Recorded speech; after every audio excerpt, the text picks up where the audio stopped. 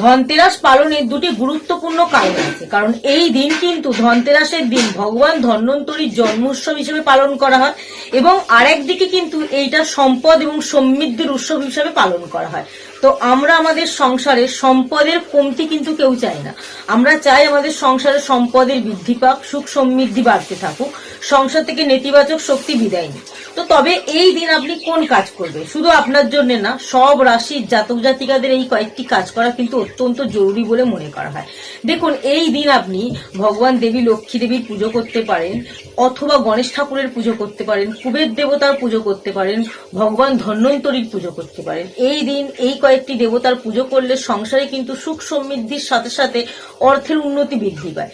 এছাড়াও সকল রাশির জাতক জাতিকারা এই দিন এই কয়েকটি জিনিস কিনবেন। দেখুন, সোনা রূপা তো অনেকেই কিনবে, সকলের পক্ষে সম্ভব নয়, তবে পিতলের বাসন কিনতে পারেন, লোহার বাসন কিনবেন না।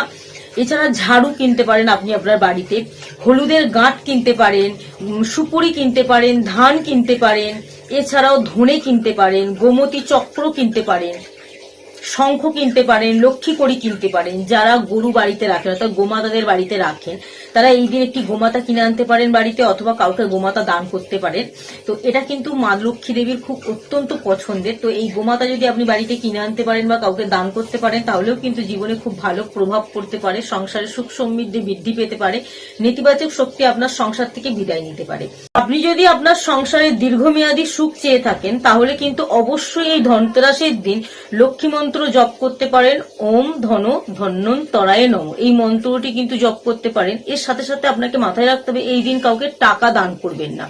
টাকা দান করলে কিন্তু আপনার সংসার থেকে সম্পদ বেরিয়ে যাওয়ার একটা রাস্তা হয়ে যায়। তো এটাকে প্রতীক মনে করা হয় সম্পদ বের করে দেওয়ার, তাই এই দিন টাকা কাউকে দান করবেন না। এছাড়াও মিথুন রাশির জাতক জাতিকাদের কিন্তু খুব ভালো ফলাফল জীবনে আসতে চলেছে। কাজের দিকেই হোক বা স্বাস্থ্যের দিকেই হোক একটু গুরুত্ব দেবেন, খুব ভালো ফলাফল আপনার জীবনে আসতে চলেছে শুধুমাত্র মিথুন রাশি। এছাড়া বাকি যে রাশিগুলো আছে তাদের জীবনেও শুভ প্রভাব ঘটবে।